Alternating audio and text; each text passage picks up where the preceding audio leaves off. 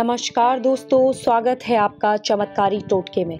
दोस्तों, आज हम आपको बताने जा रहे हैं कि यदि पूजा करते वक्त अगर आपको आंखों में आंसू आते हैं, उबासी आए, तो देवता क्या संकेत दे रहे हैं। जी हाँ दोस्तों, वीडियो में आगे बढ़ने से पहले दोस्तों, अगर आप चैनल पर नए हैं तो चैनल को सब्सक्राइब कीजिए, लाइक कीजिए, शेयर कीजिए और बेल आइकन को जरूर क्लिक कीजिए नए वीडियोस के नोटिफिकेशन के लिए। दोस्तों, आपने देखा होगा कई बार जो लोग पूजा पाठ कर रहे हैं तो उन्हें उबासी आती है, अचानक आंखों में आंसू आ जाना या शरीर का हिलना, इस तरीके की चीजें महसूस होती है। लेकिन कई लोगों को ये लगता है कि ये किसी नकारात्मक एनर्जी के कारण हो रहा है, लेकिन कई बार ऐसा होता है कि लोगों को इससे अच्छा भी महसूस होता है, वहीं उनका भक्ति में मन अधिक लगता है, पूजा पाठ करने का अधिक मन करने लगता है। तो दोस्तों, क्या ये एक नकारात्मक शक्ति का प्रभाव है? लेकिन कई लोग दोस्तों मंत्र और पूजा करना छोड़ देते हैं, ये सोच के कि उबासी इसलिए आती है कि ये एक नकारात्मक एनर्जी के कारण ये उबासी आती है, जिससे कि उन्हें जो फल मिलने वाला होता है वो भी नहीं मिल पाता है। तो आज हम यही कारण बताएंगे और जानेंगे कि क्यों उबासी और आंसू आते हैं। इसे पूरी गहराई से सुनिए, ये बहुत ज़्यादा इम्पॉर्टेंट है क्योंकि ये कुछ भी किसी भी तरीके से नकारात्मक नहीं है। दोस्तों, उबासी आना, आंसू कोई नकारात्मकता का प्रभाव, ये प्रेत बाधा का प्रभाव नहीं होता है। ये बात आपको अपने मन से पूरी तरह से हटा लेनी चाहिए। दोस्तों, इसके बहुत सारे कारण होते हैं। आइए बात करते हैं कि क्या कारण है। दोस्तों, अगर आप अपने घर में किसी भी देवी देवता इष्ट का वरण करते हैं, उनकी मूर्ति स्थापित करते हैं, तो कहीं ना कहीं आपका एक गहरा नाता, रिश्ता उनसे बन जाता है।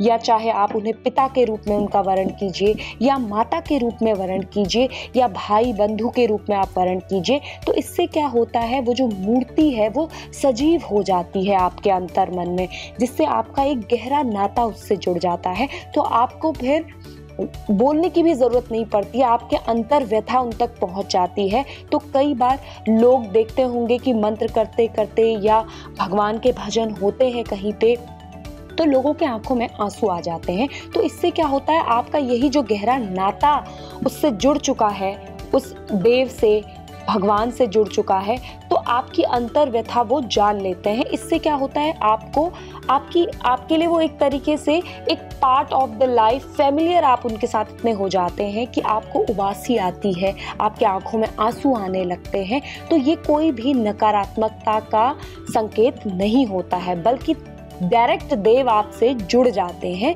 आपके अंतर मन से जुड़ जाते हैं। तो ये बहुत ज़रूरी है यहाँ पे जानना कि अगर उस श्रद्धा भाव के कारण, जो श्रद्धा भाव आपके अंदर अपने देव के प्रति होता है, उसके कारण ही ये होता है और ये एक सकारात्मकता का प्रतीक होता है।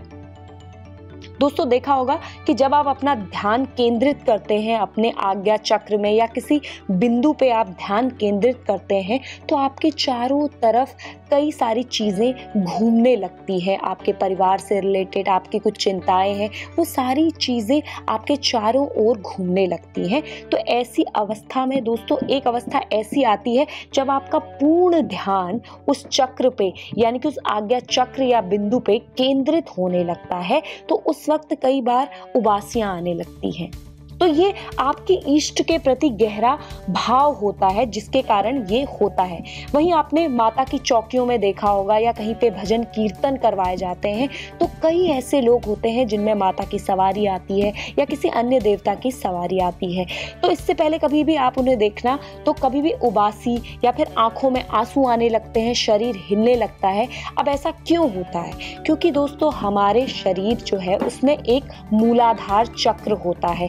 तो ये जो स्थान इतना पवित्र होता है, जहाँ पर कि सकारात्मक एनर्जी का संचार लगातार होता रहता है, मंत्रोच्चारण होते रहते हैं, तो वो एनर्जी आपके मूलाधार चक्र से जुड़ जाती है। जी हाँ दोस्तों, मूलाधार चक्र एक तरीके से ये चुंबक की तरह काम करता है कि ये उस सकारात्मक तरंग को, उस देव की सकारात्मक तरंग को आपके शरीर की ओर खींचता है। और जैसे ही मूलाधार चक्र पर वो सकारात्मक तरंग पड़ती है या प्रवेश करती है, तो वो मूलाधार चक्र जो है वो एक मोटर की भांति घूमने लगता है, वो चक्र घूमने लगता है अचानक से, जिससे कि सकारात्मक एनर्जी आपके अंदर प्रवेश करती है, एक्टिव हो जाती है, और इसे ही बोलते हैं माता की सवारी आना, माता आना। तो इस तरीके से जो भी आपके साथ अगर घटनाएं होती हैं तो इससे बिल्कुल भी विचलित ना हो, इसे बिल्कुल भी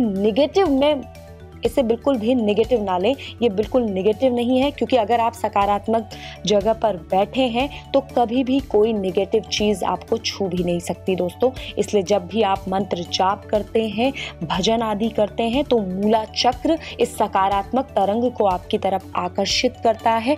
ये एक तरीके से दोस्तों जैसे सपने होते हैं, अलग अलग सपनों का अर्थ अलग अलग होता है, उसी तरीके से उबासी आना, आंखों में आंसू आना, तो इनका भी प्रभाव अलग अलग तरीके का होता है। और ये क्यों हो रहे हैं, इसका कारण क्या है? अगर आप एक पवित्र स्थान पे बैठे हैं, मंत्र जाप निरंतर करते हैं, एक सच्चे भक्त की भांति आप निरंतर पूजा पाठ करते हैं, भगवान का ध्यान करते हैं, तो यदि आपको उबासी आती है, आंखों में आंसू आते हैं, शरीर हिलता है, तो इससे आपको ज़रा भी भयभीत होने की ज़रूरत नहीं है, इससे ज़रा भी आपको नेगेटिव होने की ज़रूरत नहीं है, क्योंकि ये कोई भी नेगेटिव चीज़ नहीं है। ये आपके जीवन में कुछ अच्छा ही लेकर आने वाली है। ये आपके भगवान को आपसे डायरेक्ट कनेक्ट करती है और आपके अंदर एक अच्छी ऊर्जा का संचार करती है। तो दोस्तों ध्यान ज़रूर लगाइए और इन चीज़ों को हमेशा सकारात्मक तौर पे देखिए।